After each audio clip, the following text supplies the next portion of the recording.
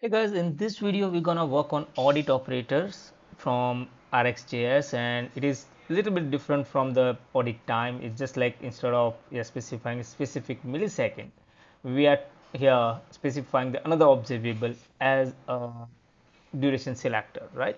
So let's check it out the syntax first. So audit, then duration selector, which is a function which return the observable, right?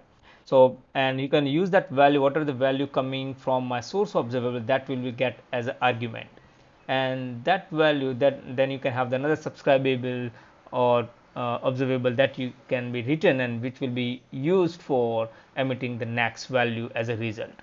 So whenever that new value has been emitted, so and after that what the value has been executed, the recent value emitted by source will be automatically emitted to as a result as well. So I think almost similar to the audit time, but just here you can have like your own functions. You can apply your own logic to randomize my audit time, right? So let's check it out on code now.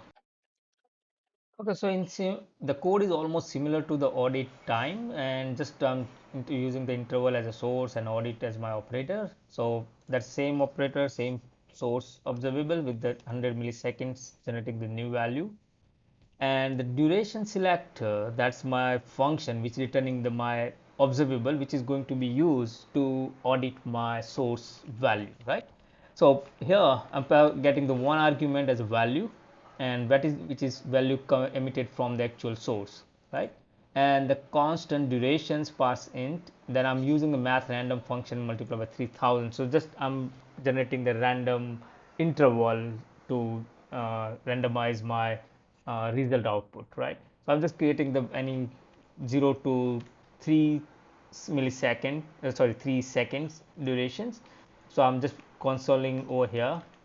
So the source value ignore for that much durations, and then I'm creating the new observable, that's interval observable with the new duration that I'm getting over here, and it's going to be written, right? So every time value is going to emitted from the source, that will be going to be used over here as well. So and then I'm using result source dot pipe, then audit, then I'm specifying the duration selector, that's my function that we have written over here, and then we are subscribing the result observable, and just we are logging that value. The difference between my audit functions and audit time function operators will be the only one that here you can control your own logic, where like an audit time, when you have the specific time durations that you want to restrict or auditing, then that you can definitely go with the audit time. But when you want to write your own code and you have like a no fixed sequence, but it's some logical differences between my two different value, then you can use the audit function, and that gonna be work on that, right? So I think let me change, I just copy paste so I can change it to audit operator over here and audit operator here as well, and I will change it uh, audit operator right over here. So that's one. Okay, now let's check it out on a browser and see how it is working on browser. So here you can see that like the first value is emitted on 16 to 0 millisecond, because the first time my random function has generated this value. So it wait for like almost like a 1.6 seconds, and then after whatever the value come up, that has been emitted. Then second one was emitted like a 1.7 milliseconds or something, then 9.9 and 640, and every time. And if you look at the behavior, it will work in similar way, like here it will wait for the 2.1 around, here 2.7, 2.1 again.